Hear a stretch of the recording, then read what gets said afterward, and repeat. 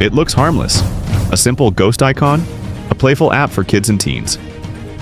But behind this smiling face lies a story of betrayal, addiction, surveillance, and exploitation.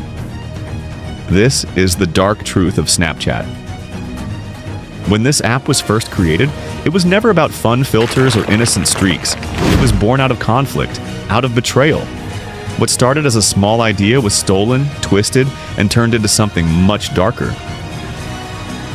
The idea of disappearing photos wasn't born inside a boardroom. It came from one mind, a person who believed that sharing should be different, something new, something raw. In the beginning, he stood side by side with the others, shaping what would later become Snapchat. But as the project grew, so did greed.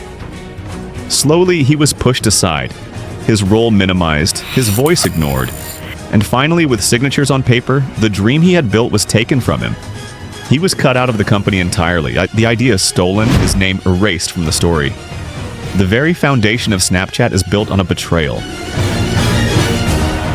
From day one, its foundation was poisoned. Forget the fairy tale, this was not a privacy app. It was a tool for sending disappearing photos, for sharing what you didn't want saved. It quickly became known for something darker: risky photos, reckless chats, and a flood of predators targeting the young.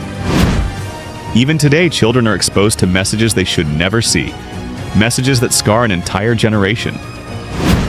The promise was simple: your snaps disappear.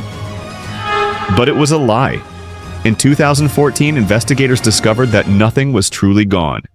The so-called disappearing photos were still stored on servers, traceable, recoverable. Your secrets were never safe. In 2013, millions learned the truth the hard way.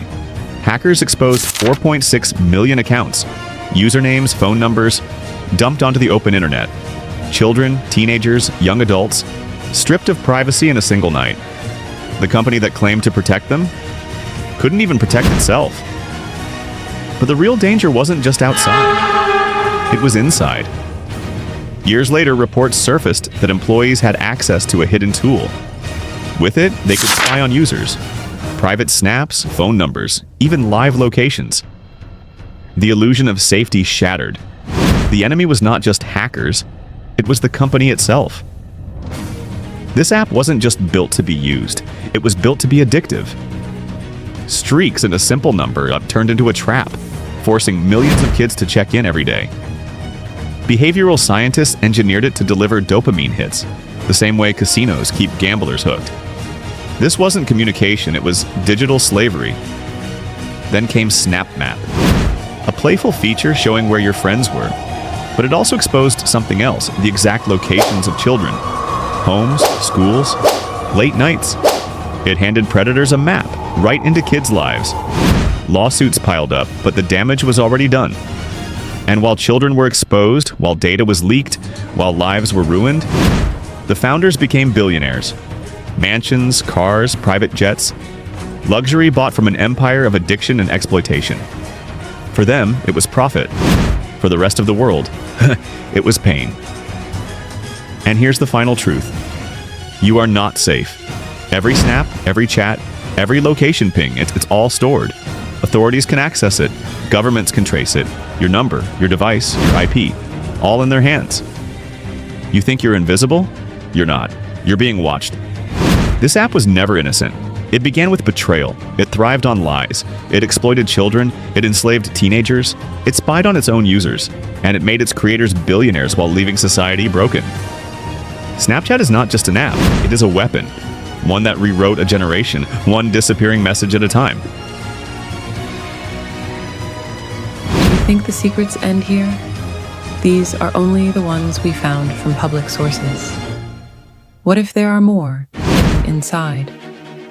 The truth is, most kids today use Snapchat, and many are exposed to disturbing content far too young.